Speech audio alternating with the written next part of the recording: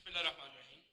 Viewers, आज का हमारा टॉपिक है effect of domain while translating English sentences to logical expressions.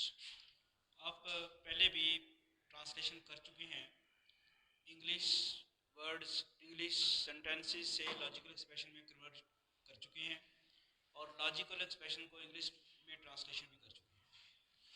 ये जो आज का हमारा टॉपिक है जिसमें आप देख रहे हैं कि डोमेन का जिक्र है कि जब हम इंग्लिश सेंटेंसेस की लॉजिकल एक्सप्रेशन में ट्रांसलेशन करते हैं तो उसमें डोमेन का इफ़ेक्ट क्या है। जब डोमेन का जिक्र आया तो फिर आपके जहन में आ जाना चाहिए कि ये बात हो रही है यूनिवर्सल क्वांटिफिकेशन की या एग्जिस्टेंशियल क्वांटिफिकेशन की। यूनिवर्सल क्वांटिफिकेशन या एग्जिस्टेंशियल क्वांटिफिकेशन में ही डोमेन का जिक्र है कि वहाँ आप लेते हैं फॉर ऑल एक्स या देयर एग्जिस्ट एक्स।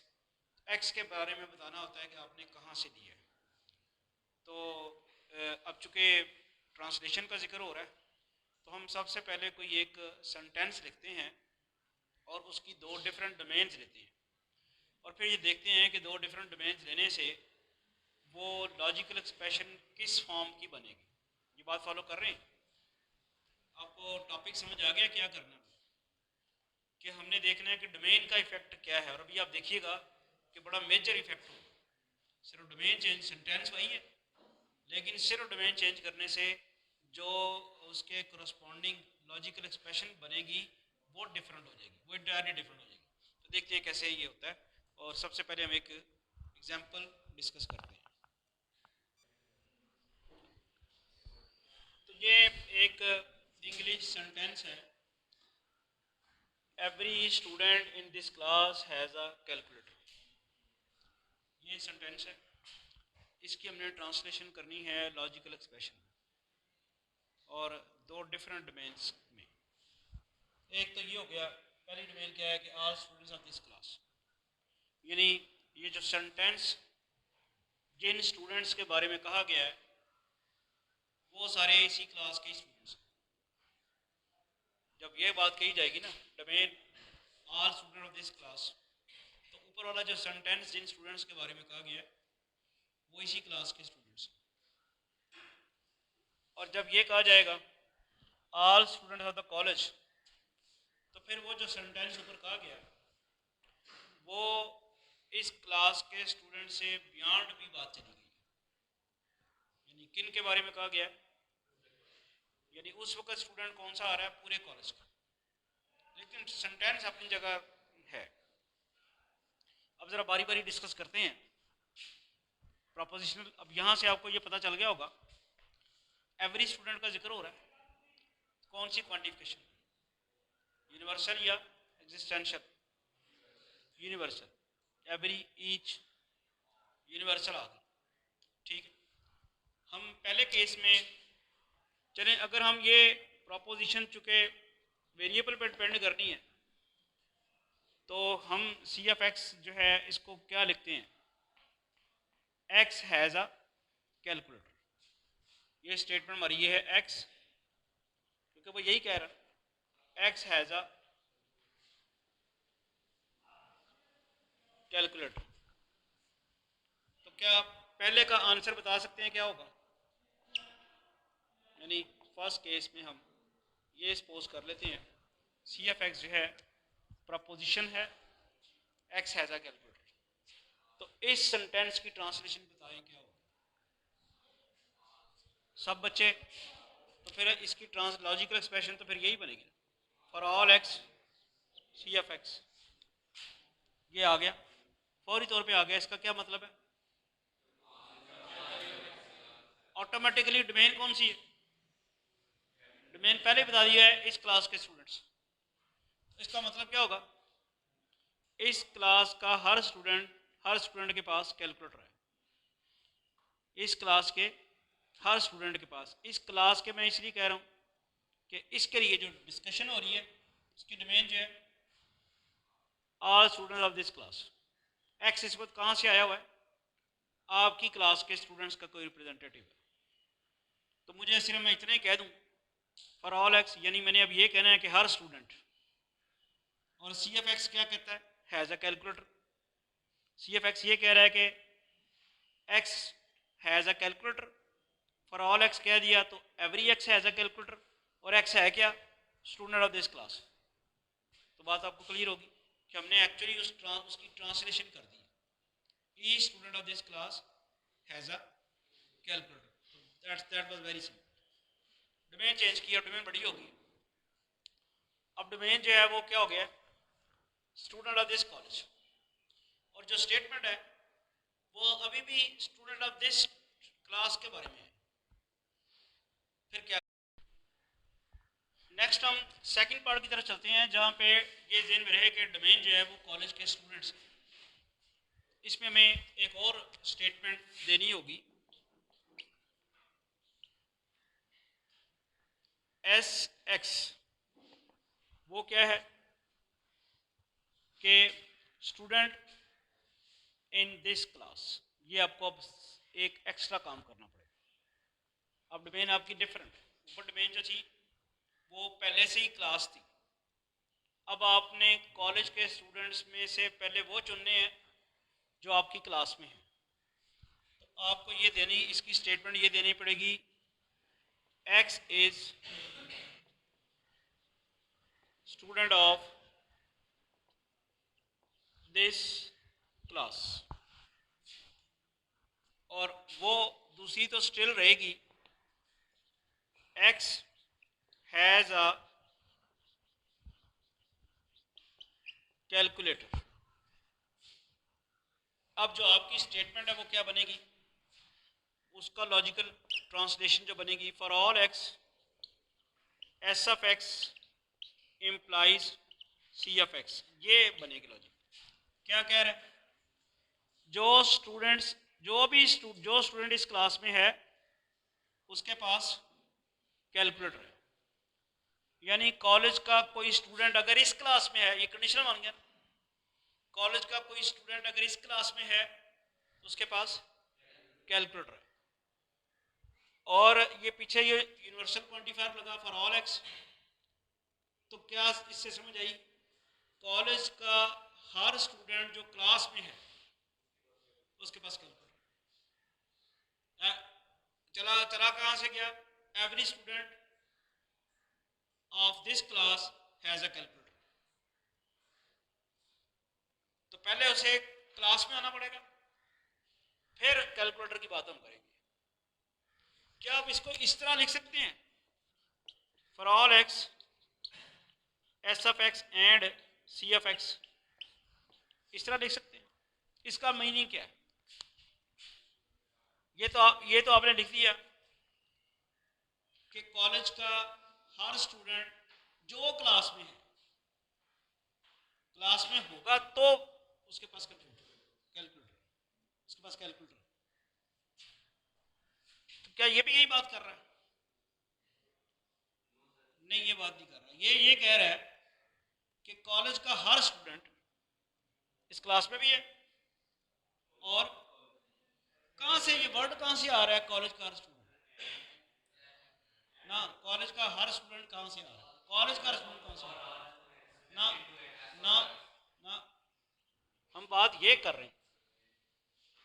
अब एक्स जहां से भी आना है वो यहां से आना, एक्स डोमेन से आता है, एक्स आ रहा है ना। आप किन के बारे में कह रहे हैं, तमाम एक्स के बारे में कह रहे हैं। एक्स आ कहां से रहा है, वो कॉलेज के स्टूडेंट से। तो आप क्या कह रहे हैं, आप कह रहे हैं कॉलेज का हर स्टूडेंट इस क्लास में भी है और उसके पास कैलकुलेटर भी है। बिल्कुल चेंज नहीं होगी, सिनेरियो चेंज हो गया। आप ये कह इसमें आप ये कह रहे हैं, इसमें आप ये, जब मैं पढ़ा रहा हूं तो फिर ना समझाइए, अगर उसे मुझसे नहीं समझ आ रही तो आपसे कैसे आए। आप डायरेक्ट मुझसे क्यों नहीं पूछते, कुछ ज्यादा फास्ट कर बताओ ना, शाबाश बेटा क्या मसला, आप डायरेक्ट मुझसे क्यों नहीं पूछते। मैं फिर बता ही रहा हूँ लेकिन आप फिर सुन नहीं रहे। मैं तो बता रहा हूँ, फिर आपने ज्यादा बेहतर समझा कि आप साथ वाले से सुन लें। मैं तो फिर बता रहा हूँ, सुने जरा। ये for all x, for all का मतलब कि जी एवरी स्टूडेंट, ईच एक्स किसको रिप्रेजेंट कर रहा है, बात किसके बारे में हो रही है, स्टूडेंट के बारे में हो रही है। और कौन से स्टूडेंट्स के बारे में हो रही है, इस वक्त डोमेन अंडर डिस्कशन ये, अब किस स्टूडेंट के बारे में बात हो रही है? कॉलेज के स्टूडेंट के बारे में बात हो रही है। तो अब आप यह कह रहे हैं कि कॉलेज का हर स्टूडेंट, आगे देखिए क्या कहा है, ये एस एफ एक्स क्या कहता था? इस क्लास का स्टूडेंट। एस एफ एक्स यही है ना, x is the student of this class. आप कह रहे हैं कॉलेज का हर स्टूडेंट इस क्लास का स्टूडेंट है और उसके पास कैलकुलेटर। अब समझ आई? आपने स्टेटमेंट चेंज कर दी। वो ये कह रहा है कि इस क्लास के हर स्टूडेंट के पास कैलकुलेटर है। स्टूडेंट आया वहां से है कॉलेज से, तो हमें फिर ये कहना पड़ेगा कि कॉलेज के वो स्टूडेंट्स जो इस क्लास में हैं उनके पास कैलकुलेटर है। ये बनता है इम्प्लीकेशन या कंडीशनल। यहां भी हम यही कह रहे हैं, for all x, x student है और कहां से आया वो? कॉलेज से। तो कॉलेज का हर स्टूडेंट जो इस क्लास में है उसके पास कैलकुलेटर है। तो क्या ये सेंटेंस बन गया इससे? ये गलत है। इसमें आप कॉलेज के हर स्टूडेंट को पाबंद कर रहे हैं कि वो क्लास में मौजूद है। इसमें आप ये कह रहे हैं कि वो क्लास में भी है और उसके पास कैलकुलेटर भी है, उसको पाबंद कर रहे हैं, जबकि पाबंदी नहीं है। वो तो कह रहा है कि कॉलेज के जो इस क्लास में स्टूडेंट्स हैं उनके पास कैलकुलेटर है। अब अगर अभी अभी भी किसी को एम्बिग्यूटी है तो बताए, ये नहीं होगा, ये गलत है। ट्रांसलेशन समझ आ गई? आप इफेक्ट ऑफ द डोमेन पता चल गया। अब ये इंतहाई क्रूशल है। ये आपको आपको मार्क्स जो हैं नंबर ऑफ पेजेस पे नहीं मिलने, एक ही लाइन है, वो अगर सही है तो नंबर है, नहीं सही है तो गलत नंबर नहीं है। आप ये लिखने की बजाय ये लिख देते हैं, तो आपने इसकी ट्रांसलेशन सही नहीं की। ट्रांसलेशन में कुछ और कहा जा रहा था और आप ट्रांसलेशन कुछ और कर रहे हैं। इंतहाई आपने उसका मफहूम ही तब्दील कर दिया। तो लॉजिक के साथ चलना है, लॉजिक में देखना है कि एक्चुअली इसकी ट्रांसलेशन क्या बनेगी। थोड़ी सी हमने डिस्कशन कर ली है कि अगर डोमेन चेंज होगी तो एक ही सेंटेंस जो है उसका लॉजिकल एक्सप्रेशन डिफरेंट होगा।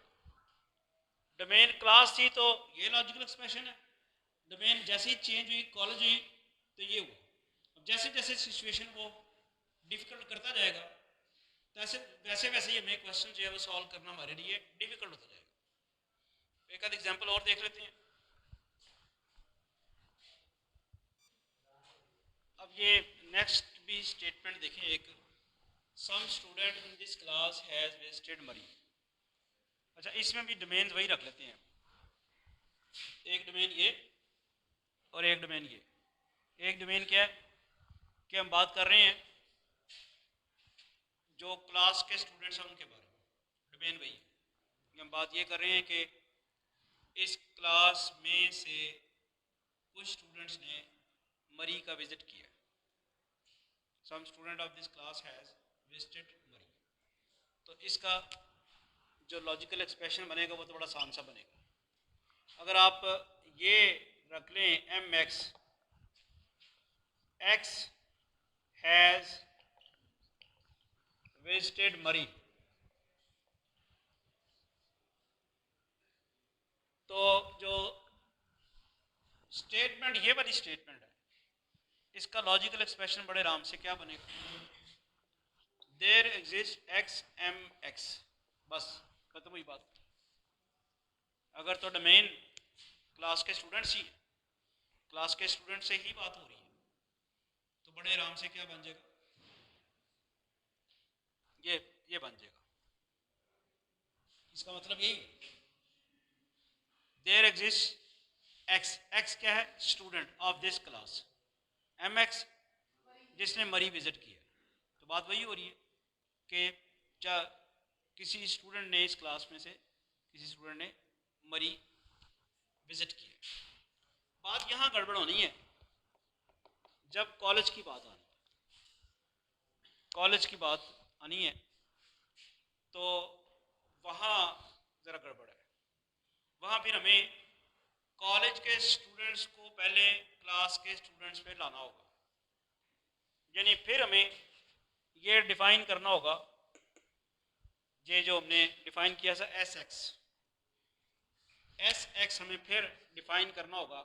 इस केस में x is a student of this class.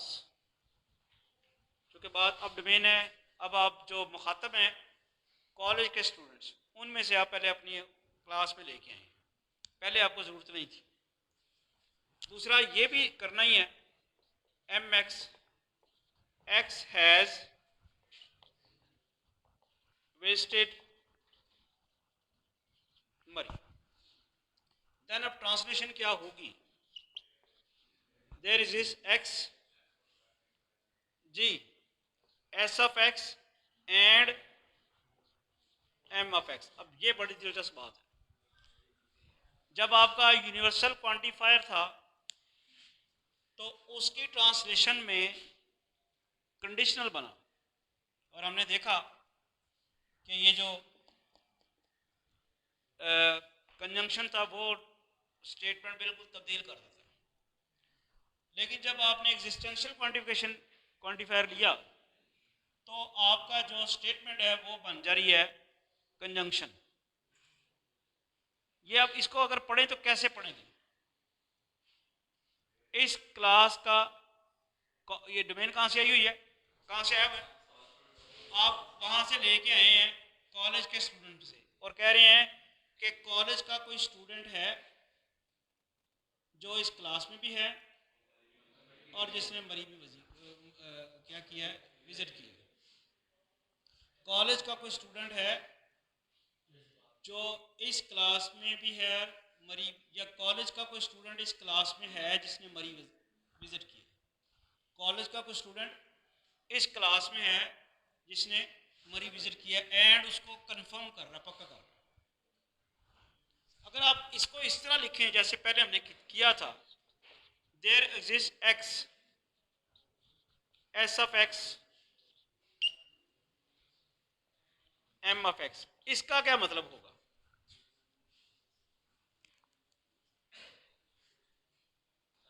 अब ये जरा सुने, इसका क्या मतलब? इसका मतलब है कि कॉलेज का अगर कोई स्टूडेंट इस क्लास में है तो उसने मरी विजिट किया। अब इसकी ट्रुथ वैल्यू जो है, इसकी नहीं, इसकी ट्रुथ वैल्यू कहाँ से फॉल्स होती है, कब फॉल्स होती है? जब ये ट्रू और दूसरा फॉल्स हो। ये ट्रू मीन कि वो क्लास में तो है मरी उसने विजिट नहीं किया। इधर क्या सिचुएशन है,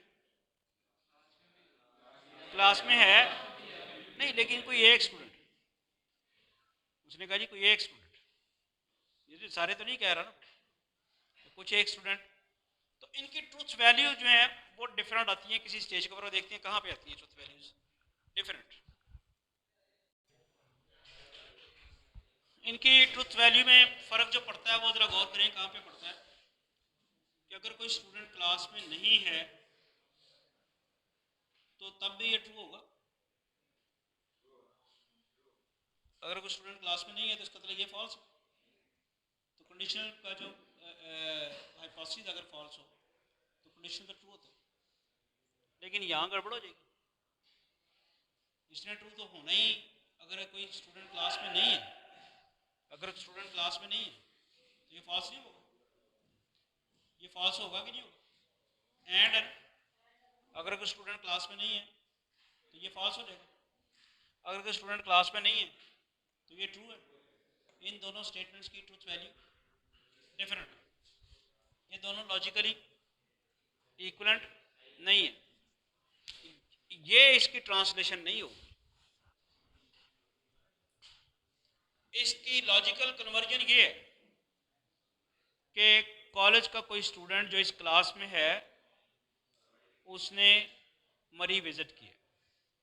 तो होपफुली आज के लेक्चर में आपको ये चीज़ क्लियर होगी कि यूनिवर्सल क्वांटिफिकेशन में और एग्जिस्टेंशियल क्वांटिफिकेशन में किस तरह डोमेन का इफेक्ट होता है इंग्लिश सेंटेंस को लॉजिकल एक्सप्रेशन में ट्रांसलेट करने।